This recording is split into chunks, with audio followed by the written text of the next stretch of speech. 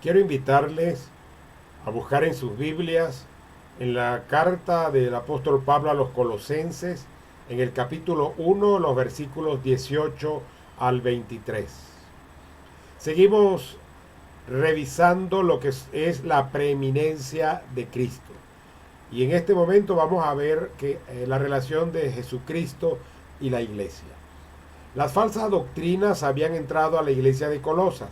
Habían ciertos legalismos, pero sobre todo el gnosticismo incipiente ocasionaba su daño dudando de la divinidad de Jesucristo, incluso de su manifestación en un cuerpo humano.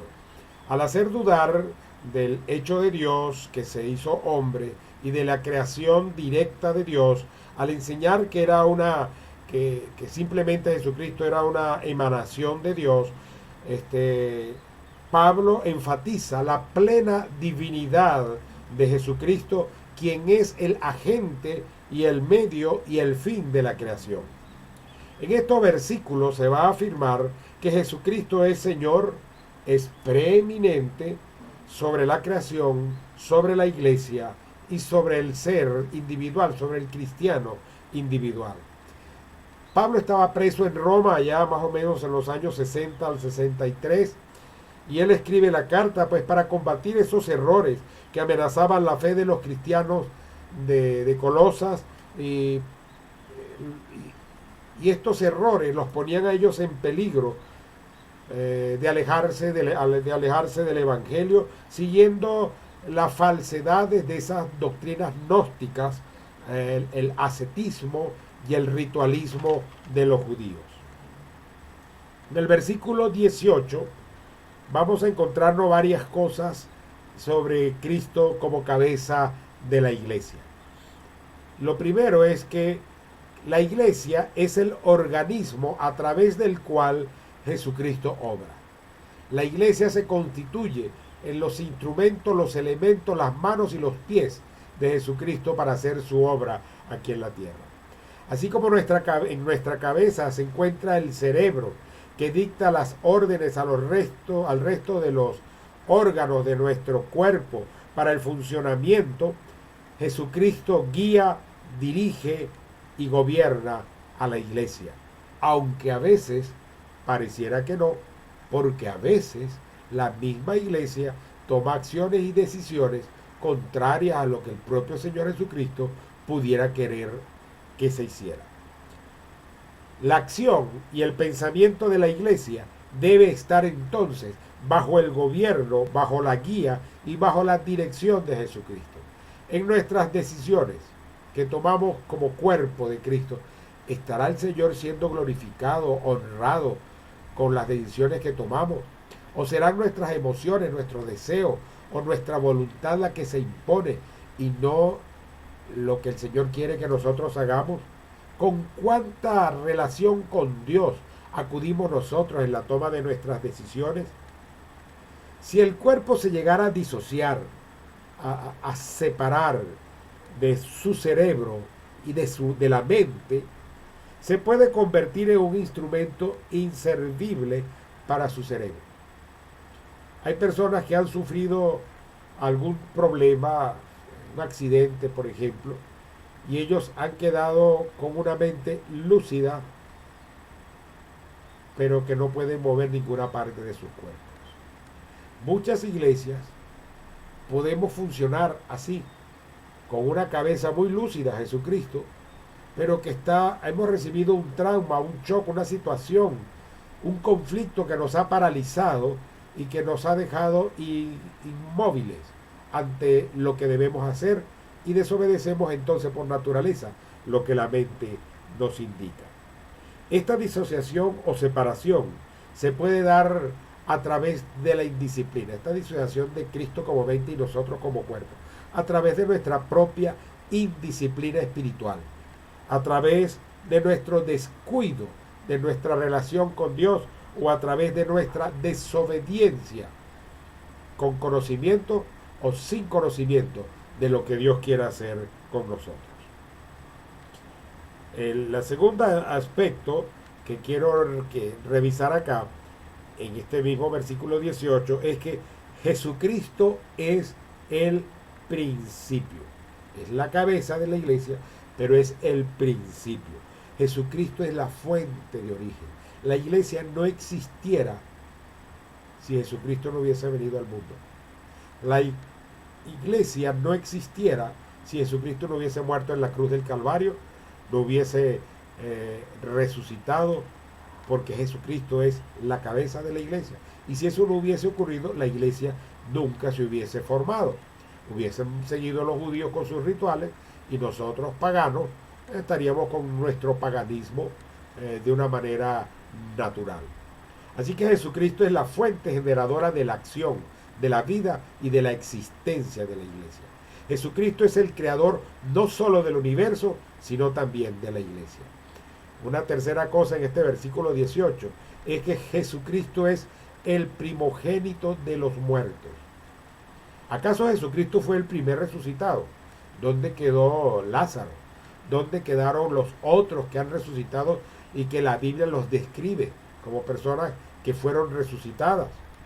Así que Jesucristo no se constituye en el primer resucitado. Cuando se usa la palabra acá primogénito de los muertos, quiere decir que Él se nos convierte en un modelo vivo y presente, en el modelo de nuestra futura resurrección. El primogénito, porque es nuestra resurrección de los muertos cuando el Señor venga, será una resurrección semejante a la que tuvo el Señor Jesucristo. Recordemos, el Señor Jesucristo podía ser visto, podía ser tocado, podía comer, podía aparecer y podía desaparecer. Eso nos hace presumir que tendremos un cuerpo glorificado, que aunque no tengamos necesidad de comer, y esto es mi especulación por si acaso, yo creo que nosotros podemos comer lo que nos guste. Así que yo a lo mejor en el cielo voy a comer mucha parrilla, mucho asado allá, porque es algo que me gusta y que me encanta. Dice la Biblia en 1 Corintios 15:20, mas ahora Cristo ha resucitado de los muertos, primicia de los que durmieron es hecho. O sea, la primicia, el primero, el modelo de cómo va a ser la resurrección nuestra. Y la cuarta cosa que quisiera mostrarles acá en este versículo 18 es que todo esto descrito, tanto esto de Cristo como cabeza, de Jesucristo como principio y Jesucristo como primogénito, más lo dicho anteriormente en el estudio anterior, hace que Jesucristo sea preeminente. Su triunfal resurrección le dio el derecho de ser el Señor de todo. Al ser preeminente, o sea, al estar Jesucristo por encima de todo, lo que está diciendo el apóstol Pablo es que Él no puede ser entonces un ente o una emanación o un espíritu inferior que dependa de Dios. No. Está diciendo que es preeminente y que es todo en conjunto. El versículo 19 entonces nos enfatiza cuando dice que en Cristo mora la esencia misma de Dios, la plenitud de Dios. Todo lo que hay de excelencia de Dios, de la excelencia divina, está en Jesucristo manifestado y presente. Los gnósticos usaban la palabra plenitud para referirse al conjunto de emanaciones. Recuerden que ellos hablaban de unas 40 emanaciones entre Dios y el ser humano. Entonces el conjunto de esas emanaciones de Dios lo llamaban la plenitud. Ahora, el apóstol Pablo se está refiriendo que en Cristo está la plenitud de Dios. No que están las emanaciones de Dios, sino que Dios mismo está presente en Jesucristo. Él es la verdadera plenitud y la verdadera plenitud de Dios habita solamente en Jesucristo. En el versículo 20 nos habla acerca de la obra de Cristo con respecto al universo. Dice que el objeto de su encarnación o de la encarnación de Cristo, de su venida en aquel tiempo, fue lograr la reconciliación con Dios de toda la creación, partiendo con el hombre, porque a través de Jesucristo el hombre se acerca a Dios. Dice Romanos 3:23, por cuanto todos pecaron y están destituidos de la gloria de Dios. Pero también dice el 6:23, si no me equivoco, más déjeme buscarlo porque se me fugó de mi cabeza.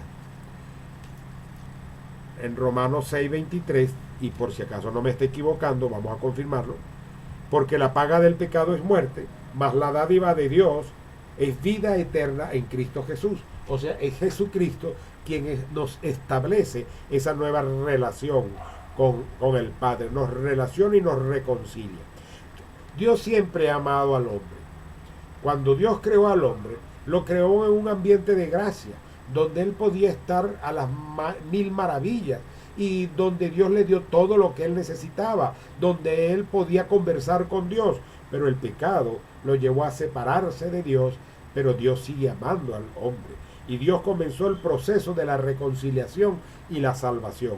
En Juan 3:16 dice, porque de tal manera amó Dios al mundo, que ha dado a su Hijo unigénito, a su único Hijo, para que todo aquel que en él cree, presente, no con duda, sino aquel que en él cree, no se pierda, mas tenga vida eterna. Y esto es que con el sacrificio de Cristo se recupera para Cristo o para Dios a la humanidad, a todos los hombres, pero son los hombres los que deben decidir qué van a hacer con Jesucristo. Así que el medio de la reconciliación fue la sangre de Cristo derramada en la cruz del Calvario. En Romanos 8:32 dice, el que no escatimó a su propio Hijo, sino que lo entregó por todos nosotros, ¿cómo no nos dará también con él todas las cosas? No escatimó a su propio Hijo, sino que lo entregó por nosotros. La cruz es la prueba final del amor de Dios. No son solo palabras, no son solo intenciones. Esta acción amorosa de Dios exige una respuesta de amor de las personas hacia Dios. No solo las personas, sino todas las cosas en el universo son restauradas. En el capítulo 1 de Génesis, repetidamente se dice que lo creado por Dios, vio Dios que era bueno. El mundo material es de Dios y el mundo material es bueno.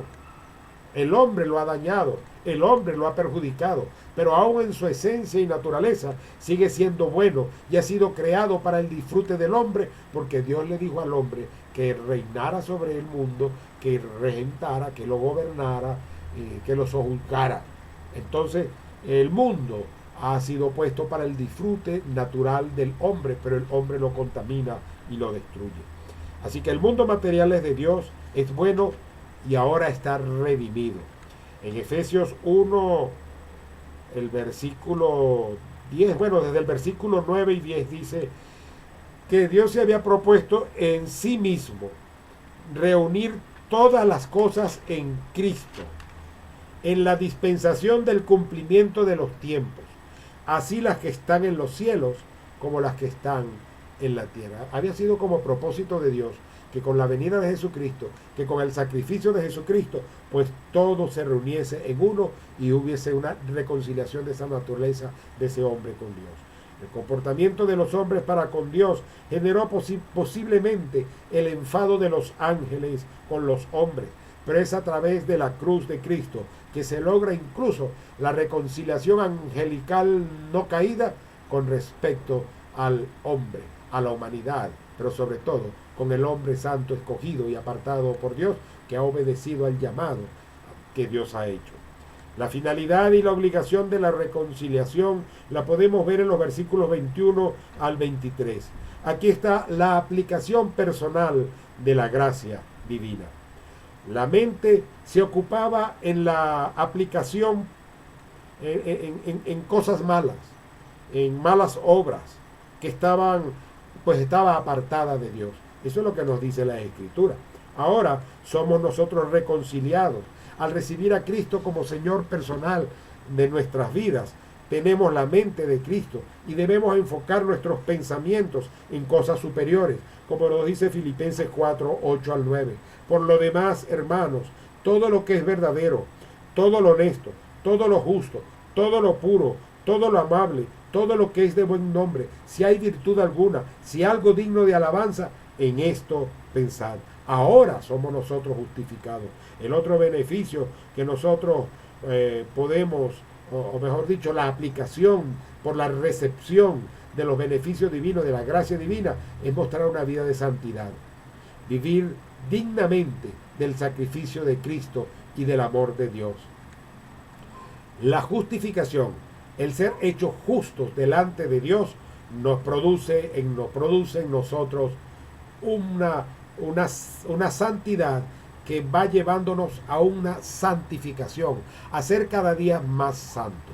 En Efesios 5:27 nos dice, a fin de presentársela a sí mismo, Jesucristo, una iglesia gloriosa, que no tuviese mancha, ni arruga, ni cosa semejante, sino que fuese santa y sin mancha.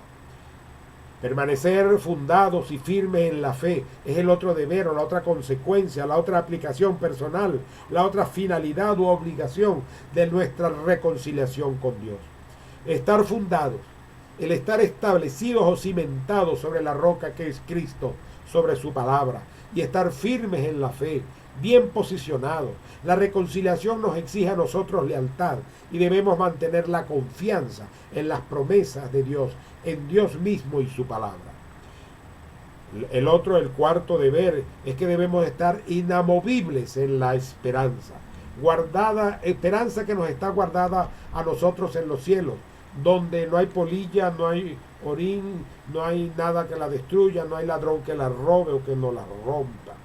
Así, una esperanza que consiste en esperar la segunda venida de Cristo, la resurrección de los muertos, donde los muertos en Cristo resucitarán primero, y nuestra eternidad gloriosa con el Señor, como nos dice allá en la carta del apóstol Pablo a los tesalonicenses. Todo verdadero creyente permanecerá o debe permanecer hasta el fin, debe perseverar. Todo verdadero creyente. El falso creyente no persevera hasta el fin. El falso creyente se aparta y nunca regresa. El verdadero creyente puede que tenga una caída, pero se levanta y regresa pidiendo perdón a su Señor y Salvador. En Juan 10:28 al 29 dice, yo les doy vida eterna y no perecerán jamás, ni nadie las arrebatará de mi mano. Mi Padre que me las dio es mayor que todos, y nadie las puede arrebatar de la mano de mi Padre. Nadie. Así que estamos seguros en las manos de Dios.